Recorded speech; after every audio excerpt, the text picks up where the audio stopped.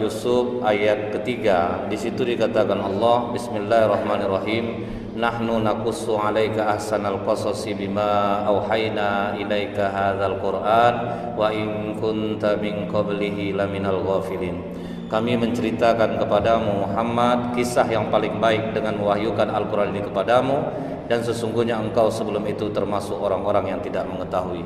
Ini diawali oleh Allah kepada Nabi Muhammad bahwa dia akan menceritakan kisah yang paling baik, yaitu kisah Nabi Yusuf alaihissalam. Kita urut dulu ke belakang. Kita belajar bagaimana akibat dari sebuah kesalahan akan beruntun menjadi kesalahan-kesalahan yang lain. Nabi Ishak alaihissalam, dia memiliki dua orang anak. Yang satu namanya Ais, yang satu namanya Yakub. Yakub ini Nabi Yakub alaihissalam. Tetapi Nabi Ishak lebih cenderung sayangnya kepada putranya Ais daripada kepada Yakub. Tetapi ibunda Yakub lebih sayang kepada Yakub, tapi kurang kepada Ais. Nah, jadi makanya kata Rasulullah, jika kita di masa tua tidak ingin dibeda-bedakan oleh anak, jangan pula membeda-bedakan kasih sayang terhadap anak. Setelah itu, ketika Nabi Ishak mulai tua, Nabi Ishak memanggil putranya Ais. Wahai Ais, aku ingin engkau membuatkan makanan untukku. Tetapi berita ini lebih dahulu didengar oleh ibunda Nabi Yakub alaihissalam. Dia bisikkan kepada anaknya, cepat kau hidangkan makanan untuk ayahmu, selagi Ais masih memasak makanan. Sehingga Nabi Yakub lebih duluan membawa makanan kepada Nabi Ishak alaihissalam. Melihat itu, Nabi Ishak dalam keadaan rabun matanya, dia katakan, suaramu suara Yakub, tapi memang aku memerintahkan Ais tadi untuk memberi kau makanan. Dimakan oleh ayahnya Yakub. Kemudian apa kata Nabi Yakub? Wahai ayah, doakanlah aku. Maka Nabi Ishak mendoakan, ya Allah, berikanlah anakku ini keturunan dan harta yang banyak. Nabi Yakub pun pergi. Tidak lama kemudian Ais pun datang membawa makanan yang dia disuruh ayahnya tadi memasak. Begitu dia sampai ke tempat ayahnya, diberikannya makanan. Apa kata Nabi Ishak? Bukankah tadi engkau telah memberikan makanan kepadaku, Ais? Belum, ayah. Berarti tadi Yakub yang mengantarkan makanan kepadaku. Mungkin ayah kau telah makan? Sudah, Ais. Timbul rasa dendam Ais terhadap Nabi Yakub alaihissalam. Kemudian apa kata Ais? Wahai ayah, doakan aku agar aku memiliki kekuatan dan pasukan yang banyak. Jadi itu permintaan doanya kepada Nabi Ishak yang sudah tuanya mulai rabun matanya. Maka kemudian ibunda Nabi Yakub mengatakan kepada Nabi Yakub, wahai Yakub, pergilah engkau menyingkir dari kota ini, karena Ais akan membunuhmu. Persaingan adik-beradik gara-gara merebut hati seorang ayah. Maka Nabi Yakub pun menyingkir, pergi jauh dari kota itu. Dia pergi ke tempat pamannya yang bernama Laban. Di tempat Laban dia tinggal. Kemudian pamannya ini memiliki dua orang anak perempuan. Yang satu namanya Lia, orangnya tidak enak untuk dipandang. Nah, jadi dalam riwayat ini dia tidak enak untuk dipandang, tidak menggairahkan, dan dia lemah orangnya. Yang satu lagi cantik, nggak ketulungan, namanya Rahil. Rahil ini cantik, enak dipandang. Pokoknya Nabi Yakub suka kepada Rahil ini. Jadi rupanya dari zaman dulu tuh Pak, cenderung serela laki-laki itu ke perempuan cantik itu memang ada Pak. Jadi tidak bisa pula disalahkan. Kemudian apa kata Nabi Yakub? Wahai paman, bolehkah aku menikah dengan Rahil? Kata pamannya, boleh. Kau harus bekerja dulu denganku 7 tahun. Maka Nabi Yakub bekerja dulu dengan pamannya selama 7 tahun. Setelah 7 tahun, apa kata Laban? Maaf Yakub, kami tidak terbiasa menikahkan yang lebih muda sebelum yang tua lebih dahulu. Kalau kau memang mau dengan Rahil, kau nikah dulu dengan Lia. Jadi syariat agama waktu itu Pak membolehkan laki-laki menikahi dua orang saudara kandung. Tapi satu dulu, kau nikahi dulu Lia ini selama 6 tahun, baru kau akan dapat Rahil. Nah, ini pengorbanan Pak untuk mendapatkan Rahil yang cantik. Kerja lagi 7 tahun. Tapi Lia ini walaupun lemah, dia memiliki banyak anak, mudah untuk mengandung. Jadi walaupun dia lemah, tapi mudah untuk mengandung. Tapi sama sekali Nabi Yakub tidak mencintai Lia ini. Tertarik pun dia tidak. Sama sekali dia tidak tertarik dengan Lia. Tapi beranak juga, terus mengandung dan melahirkan. Setelah 7 tahun baru kata Laban, wahai Yakub, saatnya engkau menikah dengan Rahil. Nah, baru dapat Rahil. Genapkan engkau bekerja denganku 6 tahun lagi. Maka setelah menikah dengan Rahil, Nabi Yakub tetap bekerja dengan pamannya ini, Pak. Cuman sayangnya Rahil walaupun cantik tetapi mandul. Sementara Lia, sekalipun Nabi Yakub tidak cinta kepadanya, tapi dia mudah untuk mengandung. Timbul kecemburuan Rahil. Maka Rahil berikan budaknya kepada Nabi Yakub. Ini budak dariku. Wah, Lia nggak mau kalah juga, Pak. Dia kasihkan juga budaknya. Sampai anak Nabi Yakub dari pernikahannya dengan Lia ini, sampai anaknya 11 orang. 11 orang. Sementara Rahil tidak. Akhirnya Rahil merasa rendah diri, Pak. Dia berdoa kepada Allah, ya Allah, karuniakanlah aku anak. Jadi ini lihat ketidakputusasaan Rahil, terus berdoa kepada Allah. Ketika dia terus berdoa kepada Allah, akhirnya Allah kabulkan. Rahil yang tidak bisa mengandung, yang mandul selama ini, akhirnya dikaruniai Allah seorang anak yang tidak tanggung-tanggung agungnya, Pak, yaitu Nabi Yusuf alaihissalam. Nah, jadi ini dia, Pak. Jadi saudara Yusuf itu dia tidak sekandung. Jadi lain dia ibunya, ya. Jadi akibat Nabi Yakub tidak mencintai istrinya Lia, maka dia mendapatkan anak yang jahat-jahat sifatnya. Itu bahayanya, Pak. Ketika Nabi Yusuf lahir dari rahim Rahil, kasih sayang Nabi Yakub tumpah ruah kepada Yusuf karena Yusuf ganteng, Pak. Lihat, jangan sampai membeda-bedakan anak. Nabi Ishak membedakan anak Ais dan Yakub. Akhirnya Yakub membedakan lagi. Anak yang ini kurang dia sukanya sama Yusuf. Cinta betul Nabi Yakub kepada Yusuf ini. Sampai pula Rahil hamil lagi, lahir Bunyamin. Tetapi ketika melahirkan Bunyamin, Rahil pun meninggal dunia. Nabi Yakub sayang kepada Yusuf dan Bunyamin ini. Ditumpahkannya sayangnya kepada mereka berdua. Inilah yang menyebabkan 11 anaknya dari pernikahannya dengan Lia sangat tidak suka kepada Yusuf. Ini, Pak, rentetan akibat dosa dan kesalahan. Jadi, Pak, apapun keburukan yang kita terima hari ini, coba introspeksi lagi kita. Ada nggak dosa-dosa kita dulu membeda-bedakan ini segala macam? Ini terjadi jadinya. Jadi pada suatu malam Nabi Yusuf bercerita kepada ayahnya, ya abati inni ra'aitu ahada asyara kawkaban wa syamsa wal qamara ra'aituhum li sajidin. Wahai ayah, tadi malam aku bermimpi melihat 11 bintang, matahari dan bulan sujud kepada aku. Maka apa kata Nabi Yakub? Wahai Yusuf, jangan sampai saudara-saudaramu tahu tentang mimpimu ini. Tapi malangnya, Pak, salah satu saudara Yusuf dari Lia, anak Lia, mendengar perbicaraan antara Yakub dan Yusuf. Maka anak-anak yang 11 ini berembuk. Kalian tahu enggak, bapak kita nampak lebih sayang sama Yusuf Bunyamin daripada kita. Jadi apa rencana kita? Udahlah, kita habiskan aja Yusuf nih. Kita matikan aja dia. Jangan kita bunuh, kita buang aja bagaimana? Kita buat sandiwara lah. Jadi makanya saudara Yusuf ini membujuk ayahnya. Wahai Yakub, ayah, kami ingin mengajak Yusuf jalan-jalan karena sudah lama betul, sering betul dia di rumah. Maka kata Nabi Yakub, jangan, nanti kalian lengah kepadanya. Siapa yang menjaganya dari gigitan singa atau serigala? Lihat di sini ada kesalahan Nabi Yusuf, Pak. Nabi Yakub.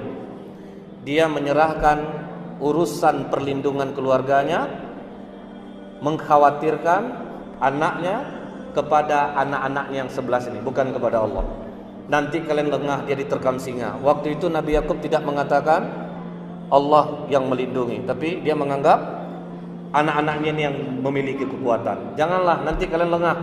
Siapa yang menjaga dia? Makanya anaknya mengatakan, kami orang-orang kuat ayah, biar kami yang menjaga Yusuf ini. Pokoknya kau percaya saja. Dengan berat hati Nabi Yakub melepaskan Yusuf pergi, tinggal Bunyamin bersamanya.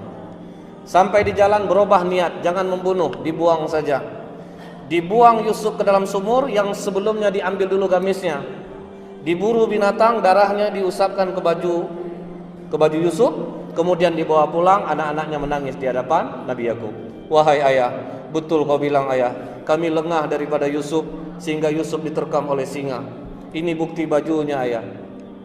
Nabi Yakub pun menangis. Saking lamanya dia menangis sampai buta matanya, putih seluruh matanya. Nah ini tidak bolehnya terlalu cinta dan sayang kepada anak sehingga sayang kepada yang lain. Dihukum lagi oleh Allah buta mata karena menangis. Buta Nabi Yakub menangisi Yusuf. Kemudian Nabi Yusuf yang terbuang dalam sumur tadi lewat saudagar dari Mesir. Begitu mengambil air ditarik timba, rupanya pemuda yang naik ke atas. Wahai tuan, ternyata seorang pemuda, ini bisa kita jual. Tidak ada harga Yusuf waktu itu, cuma 2 dirham. 1 dirham itu uang kita 70.000. Jadi Nabi Yusuf hanya dijual 140.000 saja. Dijual lagi kepada Al-Aziz, penguasa Mesir. Dibawanya pulang, dia katakan kepada istrinya Zulaiha, rawat anak ini, biarkan dia tinggal di sini, mana tahu ada manfaat untuk kita. Waktu itu ketampanan Nabi Yusuf belum kelihatan, Pak. Masih biasa-biasa saja. Setelah dia tinggal di rumah pembesar Mesir, semakin lama semakin besar, semakin nampak ketampanannya. Maka sampailah Yusuf diangkat menjadi kepala pembantu rumah tangga. Lihat, tidak ada orang yang berhasil itu instan, Pak. Prosesnya berat. Proses Nabi Yusuf itu berat. Sampai dia besar sekitar umur 18 tahun, Zulaiha istri Al-Aziz mulai jatuh cinta kepada Nabi Yusuf alaihissalam. Mulai dia menggoda, sampai akhirnya dia nekat. Begitu suaminya sedang pergi, dia masuk ke dalam kamar Nabi Yusuf, dikunci. Kemudian ketika dia mengunci itu, dia katakan kepada Yusuf, Yusuf, aku sangat tertarik kepadamu. Mari Yusuf, layani aku. Tapi lihat Pak, dalam Al-Quran apa kata Allah? Dan sungguh perempuan itu telah berkehendak kepada Yusuf, dan Yusuf pun berkehendak kepadanya. Lihat, Al-Quran tidak menutupnya, Pak. Jadi Zulaiha mau dengan Yusuf, Yusuf pun mau sama Zulaiha, Pak. Mau sama-sama melakukan. Tapi Allah tolong Nabi Yusuf, Pak. Ditolong. Jadi yang bisa menahan nafsu kita nih, Pak, kekuatan kita nggak akan mampu, Pak. Kita harus minta tolong sama Allah. Di depan orang bisa aja kita soleh, Pak. Siapa yang tahu kita jahat? Jadi yang bisa menahan nafsu kita ini hanya Allah. Allah menolong Nabi Yusuf. Kemudian Nabi Yusuf berlari, Zulaiha yang sudah kalap mengejar, Pak. Kemudian dia tarik gamis Yusuf dari belakang, robek. Begitu terbuka pintu, suami Zulaiha sudah di depan pintu. Zulaiha langsung memfitnah Yusuf. Wahai suamiku, apa hukuman untuk orang yang berusaha untuk menggoda istrimu? Dibalik, Pak. Maka kata Yusuf, tidak tuan, aku sama sekali tidak ada menggoda Zulaiha. Dialah yang menggoda aku. Tapi salah seorang yang bersama Al-Aziz mengatakan, begini saja, coba cek dari mana robek baju Yusuf. Kalau memang dari depan, berarti Yusuf yang menggoda istrimu. Tapi kalau dari belakang, berarti Zulaiha yang ngejar. Ternyata yang belakang robek. Maka kata Al-Aziz, Yusuf, tolong rahasiakan cerita ini, jangan sampai masyarakat tahu. Jadi sempat, Pak, disuruh tutup mulut, jangan sampai orang lain tahu. Tapi yang namanya gosip, Pak, sebentar nyebarnya, Pak. Tersebar gosip ini, Bu, ke kalangan istri-istri pembesar istana. Maka Zulaiha pun dibully, Pak. Jadi kalau sekarang ada netizen, dulu ada juga netizennya, Pak. Zulaiha mengganggu berondongnya, gitulah, Pak. Dia menggoda anak mudanya. Karena Nabi Yusuf tidak pernah keluar dari istana. Maka Zulaiha sakit hati, dia dicemooh seperti itu. Diundangnya semua istri pejabat datang ke istana. Dikasih buah, dikasih pisau. Potong buah ini.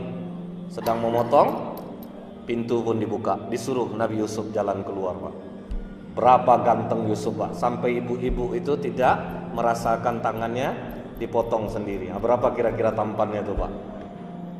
Pas nengok Yusuf keluar, Pak, sampai tangan dipotong sendiri, tidak terasa. Seganteng-ganteng apa orang sekarang, Pak, belum ada lah perempuan yang sampai segitu terkesima, Pak. Kemudian apa kata Zulaiha? Bagaimana menurut kalian bujangku? Wajar enggak aku menggoda dia? Buktinya kalian sendiri tidak terasa memotong tangan kalian sendiri. Iya Zulekha, ini malaikat yang sempurna. Sampai begitu Pak mereka mengatakannya. Akhirnya semua ibu-ibu ini menginginkan Yusuf.